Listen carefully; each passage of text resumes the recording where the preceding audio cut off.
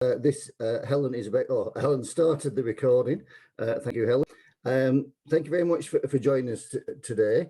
I'm going to give you a little bit about myself and the FD Centre, and then I'm going to hand over for Andy to get straight in, introduce himself and the subject at hand. So my name is David Duxbury. I work with the FD Centre. I'm a partner at the FD Centre, and we provide part-time finance directors who are absolutely excellent. Isn't that true, Mike? It is indeed. Yeah. There you go. I can endorse you on that one. That's all endorsement are needed. So people sort of say to me, well, how does that work? How does a part-time finance director work? So I'm going to give you the 60-second spin on that. And basically what we find with SMEs is that they feel that they have to get a finance director, and it's time to get a finance director, or they're told by their bank or whatever that they need to get a finance director, and so say that's great. So they then employ a finance director, and everybody says that's fantastic, it's brilliant, we've got finance director. So what's he going to do for us? And I said, well, obviously he'll take care of the finance team, and he'll look after that, and he'll help us with with our reporting. So we get all our reporting on time. We'll get some fantastic reports. We'll get KPIs. It'll help us out with our with all the forecasting, look after the cash forecasts. It'll sort all that out, and then it'll help us with our strategy. It'll help us build our strategy so we achieve all our objectives and what we want to do, and get the funding to do it as well. And they go, oh, that's great. So what will he do on Wednesdays then? Oh, well, on Wednesday he can look after IT. What about Thursdays? Well, on Thursday you can look after HR. And before you ask again, on Fridays you can look after estates or anything else we don't like doing. So if you look at what I'm saying there and take it with a little pinch of salt, basically, when you take on a qualified accountant who's your FD, and he does what he's trained for in the first couple of the days of the week, and he adds fantastic value, and then what they do, they go, well, we've got to get his money's worth. So they turn him into a second-rate HR person, and in my case, a third-rate IT person. I have to tell you, when the IT department came to me for some money, and they said they were going to put the accounts into the cloud, I was waiting for the punchline, because I hadn't got a clue what they were talking about, and I thought this was some sort of prank they were playing on me. They were going to put it in the cloud, and that's when I realized that actually I shouldn't be running IT. What you should do is buying the resource you want. So that's what we're offering. We say to people, look, get yourself, if you want a finance director, you don't need it full time because of the size that you are, and you can then pull in that resource as and when you need, which is far cheaper than actually getting a full-time FD. But what you also get is a much better quality of FD, as Mike has already attested to. So and with that, I'm now going to hand over to Andy, and just leaves me to say thank you very much for attending and enjoy. Andy. Thank you very much, David. Well, I'll start with the good news. Yes, we have got this webinar booked until 9:30, but there's no chance I'm going to talk for the next 50 minutes. I've actually been doing some business lecturing the last 2 days, and I've been circuit training this morning. So after about half hour, I think my batteries will start to fall out. So we are going to make this interactive. I am going to talk maximum half an hour. I'm actually going to try and do it a little bit quicker than that. I have put some slides together, more as an aid memoir for what I go through as part of the discussion, so you just sort of keep on track with what I'm talking about. But also, we're going to send these slides out after the webinar, because there's some really useful content in there that will help you think and reflect following this. So I'm going to actually introduce myself as part of the slides that I've put together, if I may. So first of all, Andy, just 1 second. Will is having trouble with his microphone, so he won't be able to interact. No problem. Just any questions along the way, Will, please just do shout out. So without further ado, you don't want to see the meeting invite, you want to see this. So hopefully you can all see my screen. So this is about building a forward-looking board. And as we put on the introduction, there's 2 key questions that we're looking to answer today. The why, and I've tried to put this in some form of visual representation, the 9 key responsibilities that orbit the board, and the what. What is it that will enable the board to function and be effective? Now, before we go on to that, let me introduce myself. Now, I'm sure we've all been on lots of webinars now, so I want to try and be a bit different, make it a bit more fun, a bit more engaging. So rather than reading 3 paragraphs out, I thought I would introduce myself by a series of images, just so you get a sense of my background. So yes, I am a chartered accountant by background, trained at Price Waterhouse as they were then in the mid-90s. And then I went to KPMG and started off in corporate finance. Probably a bit green in those early years, but obviously after 4 or 5 years of doing corporate finance, I became a lot more sophisticated in my dealings. I then went into the world of private equity in the early 2000s. Unfortunately, we didn't have any dartboards, but we did have money to invest. So I worked in private equity from 2002 through to 2010, which included the financial crisis of 2008. So fair to say I learned lots and lots and lots in that time. In the period 2008 to 2010, lots of war stories there. I was at Barclays at the time, and actually they stopped doing private equity. I could have stayed around in Barclays, but decided to make a leap of faith. Some people would say get a proper job. I actually set up my first business, which was an e-commerce business. We started off with a click-out website for Debenhams, which was fun. We actually pitched against Interflora and somehow won the mandate as a startup business. I've been through a data breach in 2017 that was all over the press. Yes, that's when the grey hair started to come through. I've also set up our own brands, or we've set up our own brands, which are still going to this day, Appleyard, and supported the business through a series of funding rounds. I'm a glutton for punishment, so I set up my second business just over 2 years ago now, called Bounce Together, which is an education software business all around capturing data on health and well-being, an area I'm very passionate about, really excited about this. And last but not least, I'm also an operating partner at Gunnar Cook, and I guess that's the hat I'm wearing today. Gunnar Cook is a legal firm, a national legal firm with 300 partners. The operating partner side is people that have been executives in business and work with businesses in various capacities as non-exec directors, as advisors, actually as interims, and going in and doing bespoke projects, whether that's fundraising, process optimization, you name it. So there's about 40 of us and growing under Gunnar Cook. So that's a bit about me. Hopefully you've got a bit more of a flavour through those visual representations rather than 3 relatively bland paragraphs. So all of that means I've probably sat on about 15 boards over the years. And I actually worked it out this morning. That's probably about 500 board meetings, which when I think about it is quite scary. I have seen the good, the bad, and the boring for sure. Probably a mixture of all those 3 rather than a bias towards one. So everything I'm going to talk about today is not what's in a textbook and what people say boards should be. It's my own experiences I really, really want to communicate today. So I'm going to start off actually, what is a board meeting not meant to be? I'm going to talk about a lot of the things a board meeting should be, but I think it's useful just to rule out some of the things they should not be. They shouldn't be a talk shop. It's not an opportunity to get together and just talk at each other. It's absolutely not a box ticking exercise. I've sat in many board meetings where people procrastinate about what has happened rather than talking about what is going to happen.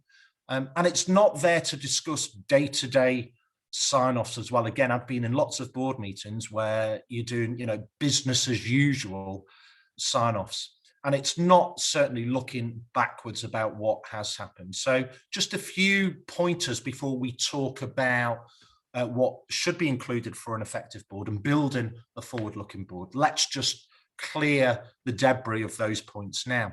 The next question is, some of you might not actually have a board at this point in time. And when I answer this question, I think of it in the terms of marriage and a will. And by that, I mean, you take your marriage vows, your business marriage vows, and by that, I mean the business should operate in partnership with your stakeholders. Even if you own your business 100%, you've got a duty to your stakeholders, whether that's your staff, whether that's your customers, your suppliers. You need to have those vows in place by virtue of a board meeting, which I'm going to come on to. But the second aspect is you need to to leave the legacy of your hard work and your will. In other words, the discipline of what framework you leave behind. So I like to think about it that your business marriage vows and your business will that you leave behind as an explanation of why you need a board. So let me just explain each of those in a bit more detail. So the marriage role, as I'm calling it, the board of directors is actually responsible for everything to do with the business and therefore is the ultimate authority. And at the very basic level, there's two key functions. I'm actually going to expand this over the next few slides, but there's two key functions. First of all, it is establishing, as you can see there, the vision, mission and values of the business, really important. Obviously, the strategy of the business, but putting those appropriate structures in place, financing structures, organizational structures, processes, etc.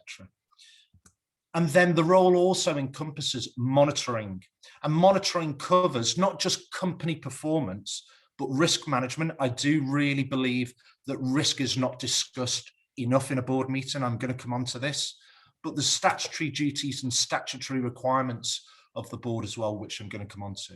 So that's the marriage role, that marriage vows in terms of the establishment and the monitoring aspect of your business and as your board. From a will perspective, a board does provide a discipline. And the way I look at it is as follows. As a collective, and we'll come on who that collective may be, I think a board meeting should not last more than 3 hours, okay? There's a reason why, certainly when I do my business lecturing, they are 90-minute sections. The brain cannot actually absorb and function optimally for more than 90 minutes. So actually a board meeting should be 2 lots of 90 minutes for your 3 hours. So actually you've got 36 hours as a collective to maximize talking about your business and making the right decisions. And as I've alluded to, it should be spending time looking forward, not just looking backwards. And I'm going to talk about some of those strategies about how to become more effective. But when you dissect it down, there's actually 5 key areas you're really talking about. Board structure, board content, board dynamics. Important point, often overlooked, maintaining traction between board meetings. In other words, the board meeting should not be separate to how you run the day-to-day business, okay? It has to morph into what's going on in the day-to-day business and board governance. So driving effectiveness through each of those 5 areas, some of which we're going to touch on, creates that discipline and therefore creates that legacy and that framework and that structure as part of your business will, whether that's handing the business down, whether that's exiting the business. There'll be some form of handover at some point in the future driven by some form of event.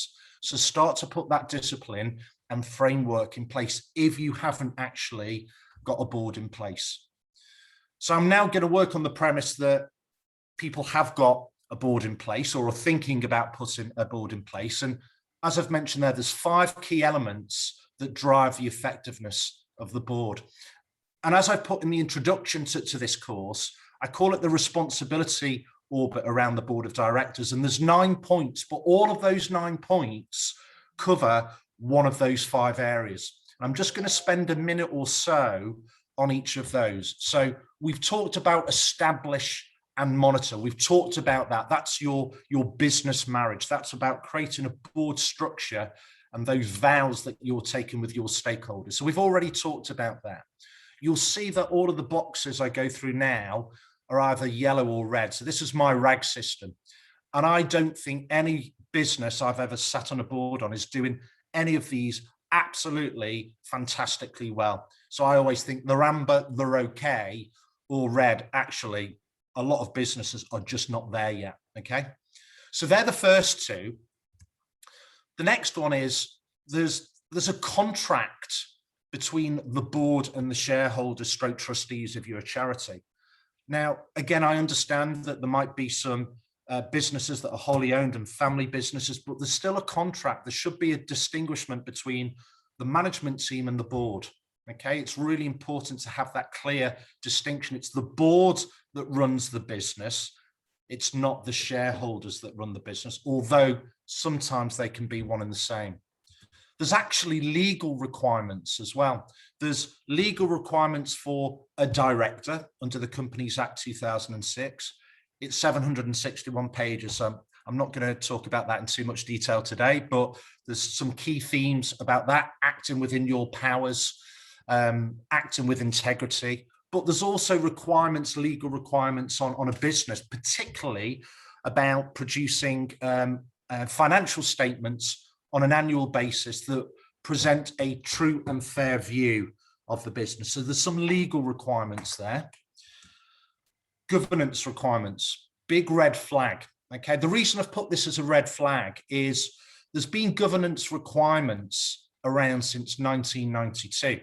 Now, they are a code of conduct, they're not statutory. However, two things. Number one, the governance code has changed in the last 2 years. Actually, a whole host of requirements came into force from the 1st of January 2019. And one of the courses I deliver for a Gunnar Cook client, when I ask directors the question about, are you aware of the changes in the governance code for 2019? I reckon I've asked that question 300 times, and I think less than 10% are aware of them. So be aware that there are changes in the governance code. In layman terms, there's three key principles, okay? Number one is better engagement with all stakeholders to support the long-term sustainable success of a business. So it's not just dealing with staff, it's dealing with funders, it's dealing with customers. It's better transparency and better communication with stakeholders. Number two, probably the main change, is actually looking at culture and risk. So a lot of these changes came on the back of pretty high profile business failures like BHS, Carillion, Thomas Cook, Patisserie Valerie, etc., etc. And actually just looking at culture and risk as contributory factors to some of those business failures. And number three is about directors' remuneration and actually trying to create some independence around how directors' remuneration is actually worked out. So very, very few businesses, A, are aware of those governance requirements. But secondly, what I'm starting to see is people are looking at how businesses are adopting these government requirements. So it's not just a tick in the box exercise that maybe it was in the past. So funders in particular, I think increasingly other stakeholders like customers and suppliers, we've all seen these mass movements over the last 12 to 15 months, whether it's Black Lives Matter, etc. People want to understand that governance code of conduct within a business. So it is something that businesses need to start thinking and looking about, and it starts at the board. And then there's diversity of thought. So this is a theme that comes through the governance code, that to have more effective boards, you need to have, one, a good proportion of executive and non-executive directors. But as part of that, it's bringing diversity of thought, that different challenge, that different input, that different perspective, those different experiences, because there's such a lot going on in the world at the moment. We are going through probably the biggest change, for a generation, not just because of the pandemic, but all those knock-on impacts, particularly from a technology perspective. So having those different inputs and thought processes is really, really important. And I'm going to come on to diversity of thought because it's a key theme for me, how boards can become more effective. So the top half is more about around some of the legal and governance requirements. The bottom half, I'm going to talk about content and dynamics a bit more. So I've put deep dive there. And by that, I mean, a board meeting doesn't always have to follow the same format and just talk about the same thing. And it is okay, actually, just to spend a board meeting, talk about one thing. Actually, let's just talk about the technology in our business. Actually, let's talk about the well-being in our business. Let's talk about our customers and how our customers are thinking. It is okay to deep dive in a board. Remember, it's an opportunity as a collective, those 36 hours you have as a collective per annum, 3 hours per month. How do you maximize talking about the right things that are going to have an impact on your business going forward? And if that's talking about one thing, it's okay. rotate the strike. By that, I mean, it doesn't have to be the same agenda, the same content, month in, month out. And I'm going to come on to that further down the line. And lastly, cascade actions. Okay, no matter how big your business, it's not a closed shop aboard. It's about making decisions to take the business forward, and people outside of that board need to know what those decisions are, because they will have an impact and influence in terms of executing those decisions. And one of the easiest things to do is, in terms of actions taken in a board meeting, it's not just saying what the action is, who else needs to know about it. And in all of those boards I've sat in, very, very rarely does that happen. It's what's the action, not who else needs to know to make sure this cascades into the business. So in that introduction, when you signed up to the course, in terms of the 9 areas, the responsibility order, these are the 9, but you can see they all come under those 5 areas: board structure, board dynamics, board content, and maintaining traction, and ultimately governance. Yeah, governance overarches all of that. And when you're thinking of your businesses, it's thinking about each of those 9 boxes. You can see they're all yellow or red. So every business, even large PLCs, they all should be looking at developing each of these areas. Okay, so hopefully that's something as a visual that just helps in your thought process. Now, board structure, board content, board dynamics, maintaining traction between board meetings. I've put that slide up. So there's a lot to actually cover in each of those areas. Naturally, I've not got time to talk about all of these. And actually, the training I do for, it's a company called NPD, in professional development. They're a client of Gunnar Cook, and some of the operating partners deliver courses for NPD. I've actually just wrote a 2-day course about high performing and effective boards. And this is effectively the agenda, okay? And I go into a lot of detail on each of these areas. I'm just going to pull out 1 or 2 key messages here, because there is a lot of information there. So this is probably more to think and reflect when we send the slides through afterwards. The first thing is actually just the discipline of your board processes. So sending information out 2 days before, and you've got to assume that people have read it. I'm sick of sitting in board meetings. Information has been sent out. Quite frankly, they've not read it, or read it on the morning, and they start asking questions that have already been answered in the board pack. And I just go, you clearly haven't read it. Sorry, we're moving on. Yeah, if you haven't taken time yet for those 36 hours in your life, yeah, to actually prepare for a board meeting, you shouldn't be there. Simple as that. I'm very, very black and white on that. But secondly, in terms of the board reports, I'm sick of seeing 15-page board reports that just repeat themselves every month. So what I've got some of my businesses to do is, for each of the members of the board, is to write on 1 piece of paper the following 3 things. What are the top 3 to 5 things that has happened over the last month? Yeah, that's had an impact. Second thing, what are the top 3 to 5 things that you're worrying about at the moment? And they can be little things like, I go on a Zoom call at 8:30 and such always turns up at 8:40. Do you know what really bloody pisses me off? It can be a little thing, okay? But get that down, those worries. Be transparent about those worries. Discuss those worries, yeah? Because some of those worries you want to capture now before they actually turn into something bigger. And the third thing is, what are the 3 to 5 things that you are going to focus on in the next month? And what that gives is that absolute clarity of focus in terms of what you are doing as part of your role, rather than writing the same old gumph month in, month out, because you don't like doing it as an individual. And I'll tell you, the board doesn't like receiving it. So don't do it, okay?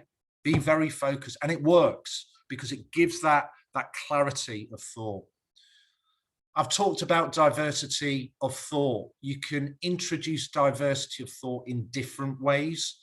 It might be obviously bringing the likes of non-executive directors on the board, but it can also be bringing people that would traditionally sit outside of the board in the business, second tier management effectively. They don't have to come into every board, but maybe 1 in 3 boards, and you might rotate the strike if you've got 2 or 3 second tier management, but give them a subject matter to talk about. Don't just invite them for the sake of it. Give them a subject matter or a question to answer to come in and talk about.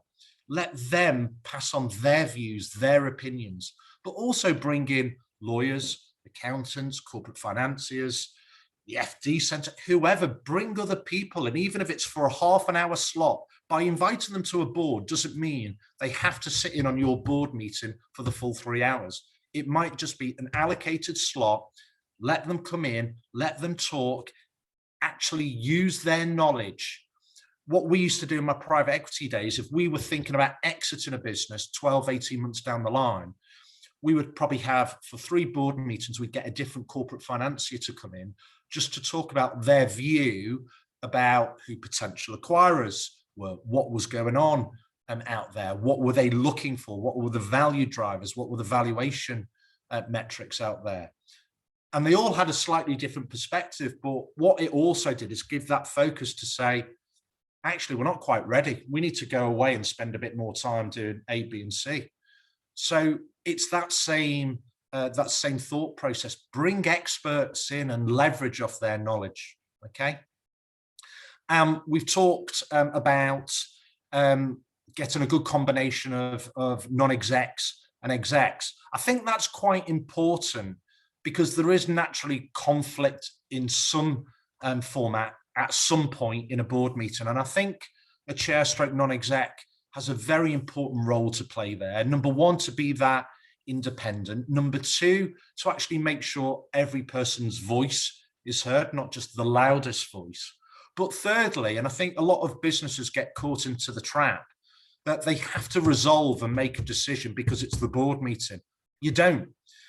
If actually you're discussing something really important, it's okay just to say, we're not in a position to make a decision on this now, or we've not got enough information, or actually there's a bit too much conflict. Let's just stop and we'll come back to this, or we'll have a separate meeting outside of the board. I think people get into this notion, we have to make a decision today. You don't. And that's where a non-exec stroke chair and their maturity, their background just has that independence to go, whoa, let's just stop. So there's lots and lots of things I could talk on this slide. The last thing I want to talk about on this slide is board content. I don't think going forward, when you're talking about content, it should be the managing director's report, the finance report, the operations report. I think it's got to be by subject matter, not by function, because I think too many things slip through the net. You don't talk about risk. You don't necessarily talk about the customer. You don't talk about culture and well-being. You might not talk about ESG, environmental, social, and governance, which is an increasingly occurring theme within business. So actually talk about subject areas, not functional areas. And you're never going to talk about all of those subject areas in one board meeting, but allocate time to each of those over a series of board meetings to make sure you're talking about all of those key areas that are very, very important for developing your business. Okay, so that's just a flavor as much as anything else. What's starting to happen, there is a sea change going on. Some of it was driven by what was going on pre-pandemic, that boards are increasingly acting as a catalyst for change in different subject areas. So environmental, social, and governance was coming to the fore before the pandemic, increasing after the pandemic. Risks around cybersecurity and data issues, I just don't think they have sufficient airtime at a board meeting. Think about them, talk about them. It is so important in your business, but talk about how your business is going about preserving and driving resilience, your ability to manage downturns, but your ability to manage change, because every business is going through change now. So it was already happening, and obviously it's just fast forwarded post-pandemic. And these are some of the things that I'm starting to see where boards are acting effectively post-pandemic. So number 1, they are getting that knowledge from different sources. In other words, They are getting that diversity of thought from different sources. They're actually thinking about strategy every board meeting, not just once a quarter, once a year, once every 3 years. Yeah. And strategy is not what your grand strategy is. It's more about the execution of that strategy. So I'm starting to see that people are thinking about that linkage between strategy and execution on a more regular basis, rather than we've set the strategy, we'll come back to it next year. And lastly, I think more consciously now, boards are thinking about how they operate in sharing feedback, strengthen the dynamics of the board as well, and how they interact with management and staff per se. So I think it's more overtly front of mind than it probably was pre the pandemic. Okay, I'm not going to talk for too much longer. You'll be glad to know I've probably got another 5 minutes or so. So effective board decisions. Okay, so we start to give a structure to what a board might look like in those subject areas, but ultimately a board is about making effective board decisions. Remember, a board is not about procrastinating. It's not about being a talk shop. It's about making effective board decisions. And there's three things I just want to bring to the fore here. It's the quality of the discussion in terms of making those decisions. It's not just jumping in and going, right, let's make a decision. And this is where the deep dive, I think, comes in as well. I think you have to challenge each other, and you need to, first of all, define the objectives. You know, go back to a structure. What are the objectives of what we are trying to achieve here? Just sense check what those objectives are. Try and simplify the problem as well. There's too many boards that overcomplicate what they're trying to do, and those two tend to work hand in hand. If you define the objectives, I think you help simplify the problem as well, but also be peripheral in your thinking, consider alternatives. So for example, in my e-commerce business, we started off and it was, we should have our customer service in-house. We want to be close to the customer. It's really important we get that feedback firsthand. But as we started to grow our business and bring on additional brands, we realized actually, particularly around peak events of Christmas, Valentine's and Mother's Day, we were taking on probably an extra 30 to 40 staff for 4 months, when actually we really needed them for about 3 weeks, Christmas week, Valentine's week and Mother's Day week. So we needed to consider the alternatives. We needed to consider outsourcing, but we needed to think of the objectives as well.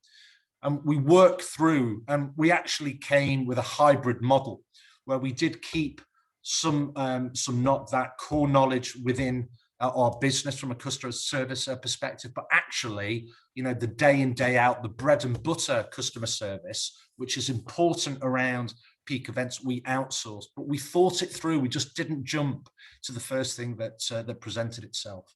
So effective board decisions is having the maturity to just take that step back and think about those objectives and challenge those objectives. And when there are problems or issues, a lot of nodding heads here, it tends to be people and process. 9 times out of 10, when you're trying to simplify particularly a problem area, there can be so many excuses. Go back to people and process, and challenge and be honest with yourself. If the process isn't right in your business, and if it's a process that you set up, be honest. It's about what's right for the business. So always challenge. If there is a problem, is it the people? Is it the process? Okay. I love that image. It's just a nice, warming image after all, a lot of the talking. But I think what that image also shows is it's really important to cascade that information down. It's not a closed shop about making decisions in the business. I'm going to say it once, I'm saying it again. Once you make decisions in a board meeting, the next question is, who else needs to know? You've all probably been to meetings, those good old face-to-face meetings, and you'd do a pitch to a client and you'd all go to the coffee shop afterwards and go, how did you find that? What do you think happened there? What do we do next? Why wouldn't you do that with a board meeting, the most important monthly meeting? Why wouldn't you do that and go, right, okay, let's get everyone on, on a call at 9 o'clock tomorrow, half an hour. Let's just run through what's happened, give them that feedback. You do when you go and meet external clients. So why wouldn't you do it as a follow-up to a board meeting? Okay, so it's a culture and mindset thinking as much as anything else. And in terms of the real value stuff, you don't want to just be running around, in the hamster wheel and running as fast as you can just to stand still. So it is about being effective. It is about planning.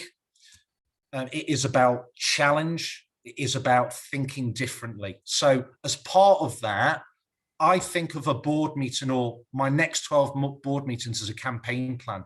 People think of campaign plans to do with marketing. What's our campaign plan to target a particular segment of customers? Think of your board meeting as a campaign plan. So what are my 5 key thinking processes? Number 1, there's lots and lots of topics under board content I mentioned earlier on. Think about what topics are going to be discussed in what board meeting. You're not going to talk about risk in every board meeting. You're not going to talk about environmental, social and governance in every board meeting, but maybe 1 in 3, maybe 1 in 6. Map out what you're going to talk about in each board meeting. Some will repeat for sure, some won't. Number 2, what topics may be discussed on a quarterly basis, such as ESG, horizon scanning, what will be a repeat. So number 1 and 2 sort of are interlinked.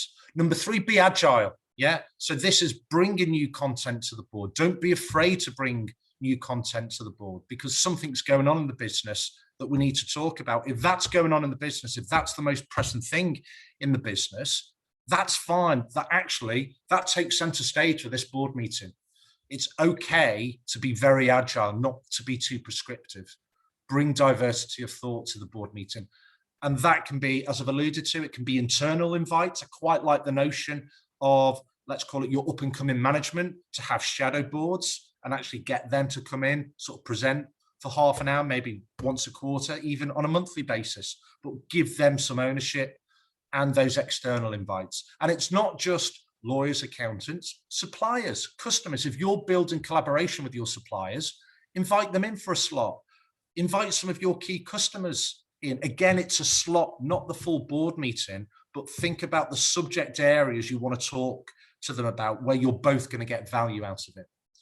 Stick to the discipline of a 3-hour board meeting, as I've alluded to. Be very focused, be disciplined, stick to the agenda and take decisive actions. And all of that leads to being an effective board, okay? So I'm going to stop talking now. We've probably got about 10 or 15 minutes. So actually, the first thing we're going to do is run a poll, okay? So I've put a poll together, and I appreciate some of you might not have a board and not able to answer these questions, but the people that actually have got a board, I've got 7 questions lined up here, and they should be appearing on your screen now. I'm not going to read them out, but if you can just go through those 7 questions and answer them. Apologies for the people that currently don't have a board, but just something to have a look and think about, and actually interesting to see the reactions of the people that do vote.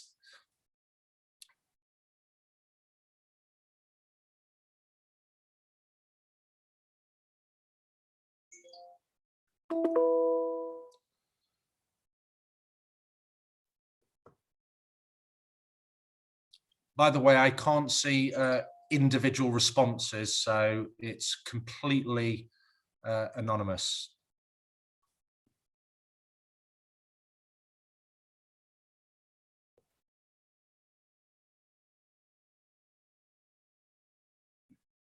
Now, no one's voted yet, so please do let me know if someone is at least voting. Otherwise, there we go. I can see on my screen some things starting to come up. Okay.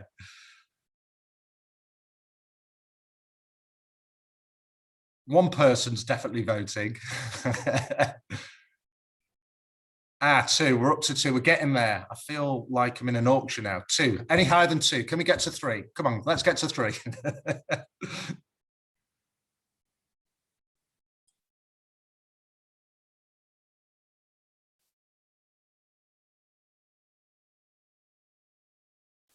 Okay, we're up to 3. I'll probably just give it another 10 seconds. As long as we've got 3, we've got something to have some credibility in terms of the results. Okay, so we're coming up to 2 minutes there. So I'm going to stop now and end the poll.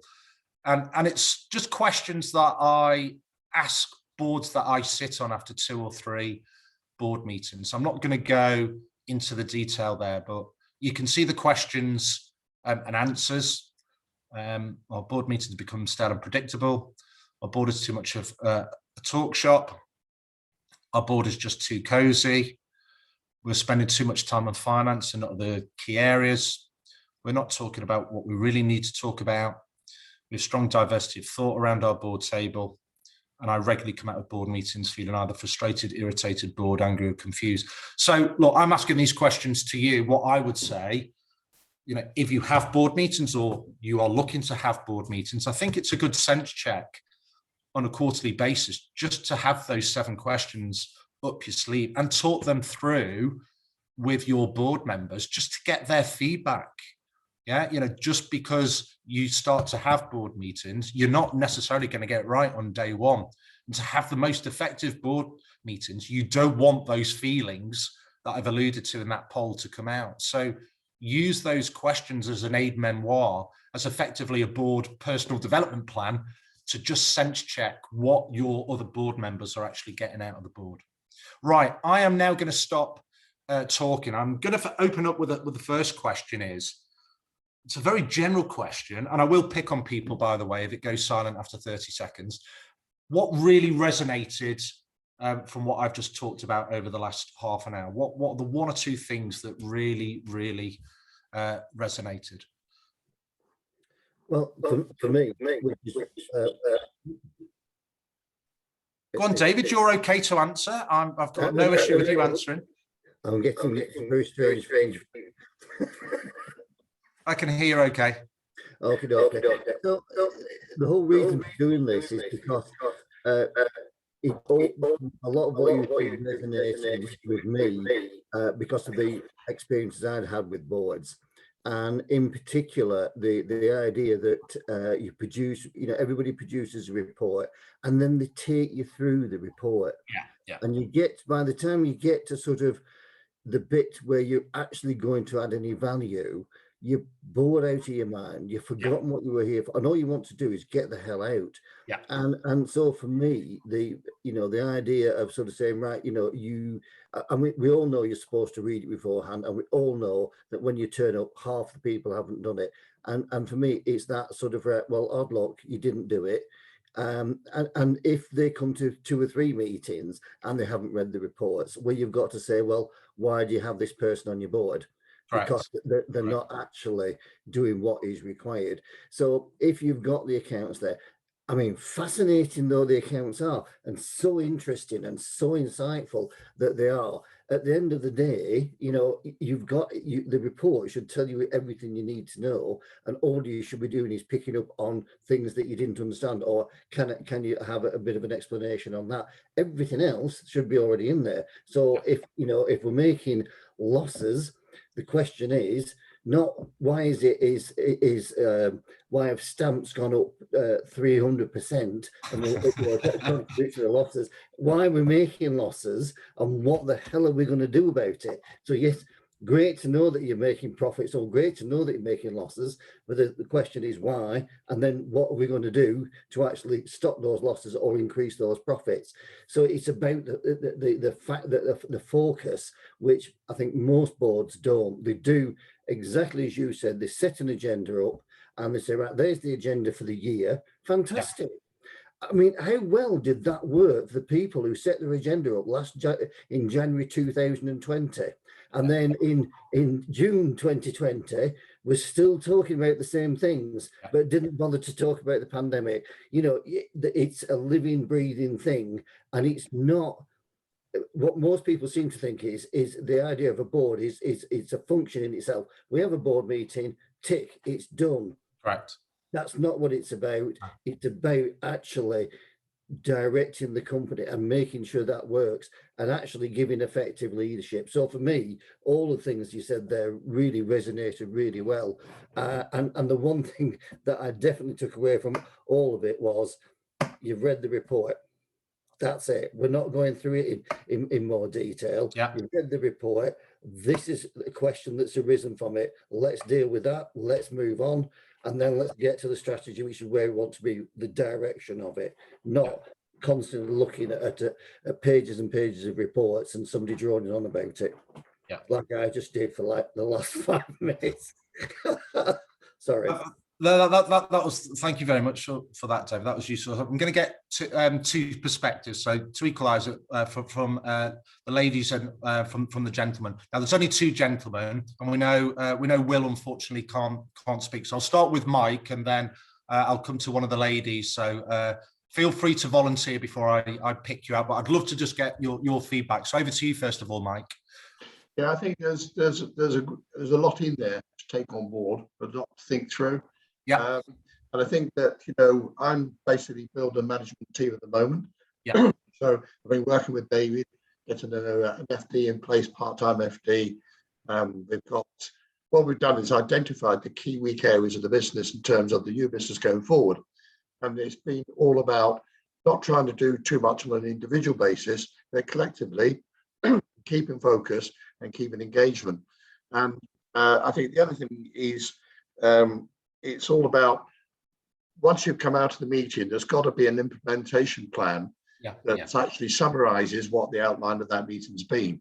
Yeah. And I agree, you can spend a lot of time chatting about stuff, but really you've got to dig down and, as you say, dig deep and get to the rub of the issues that you really need to, to resolve.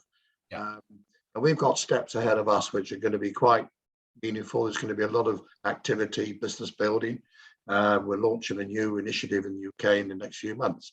You have to look at that and say to yourself, okay, is the timing right? Secondly, do we have the right infrastructure in place? Do we have the right management team directives in place? Does everybody know what they're doing? Does everybody know what they need to do? And then when we have our meetings, yes, there's an agenda, but the agenda will change. It has to change, because if it doesn't, you haven't actually activated stuff in the previous meeting. So that's what I'm looking for, the dynamics and the focus. Yeah, thank you very much, Mike. Any of the ladies, would anyone like to volunteer any thoughts, any feedback? I thought it was excellent, thank you. Thank you. I do think it's about supporting board members about the expectations. And I think somebody mentioned it before about identifying where are the gaps and supporting board directors that, things are changing. There are different and much higher expectations from a governance perspective, but also from a funding perspective. And all the banks are looking at the caliber, the capability of the board as individuals and as a whole. And I just think that was a really helpful presentation. Thank you. I think you're right. It's interesting that I think there is expectation set, and that's why those questions in the poll, I think it is useful, because a lot of people that come onto a board have either been only on one board or haven't been on a board yet. And actually, there's no textbook out there that says this is what you should do. And as we've alluded to there's a lot of change going on. So I think there is an onboarding process with a lot of board meetings, and actually to give the confidence that this is a good thing about having a board meeting. It's not, oh God, it's that board meeting again, and I've got to write that 15-page report. It's right. This is, you're part of this. Let's stand together in the trenches. We've got some great things, going on in the business. Let's talk about them. Let's think them through. Let's debate them. Let's make decisions. And I think there's a culture shift as well as an expectation setting that's needed here as well. Can I just give you one of my experiences, which I thought was quite fantastic, in that we had, the board papers were massive. I mean, everybody did War and Peace on their bit.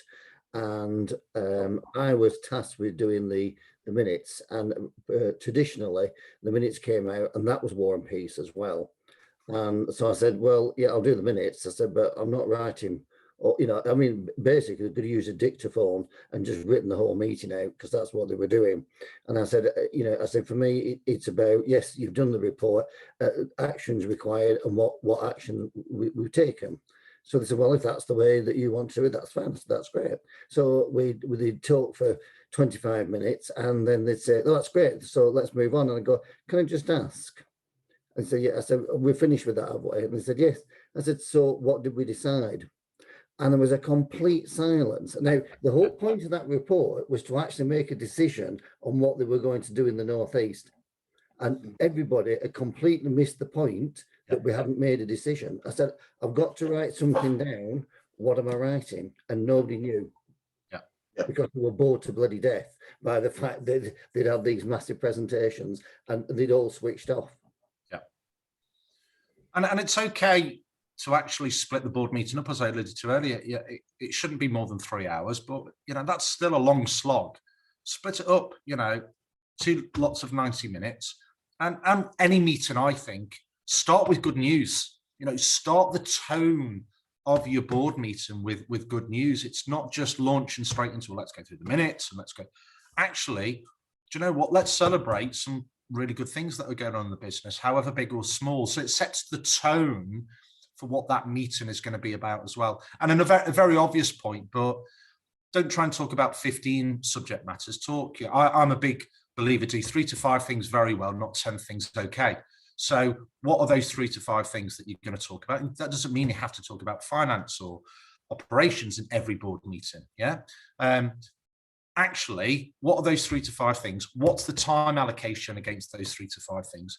And actually, what's the objective against each of those 3 to 5 things? What's the decision we're looking to make? So people are coming in with that expectation. I know what we're going to talk about. I know the time allocation, and I know what we're trying to achieve on the back of that meeting. I always think, what would you do if you went to see an external customer and pitch them for the first time?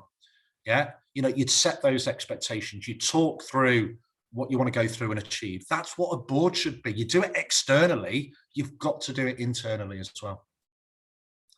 I'm very conscious of time now.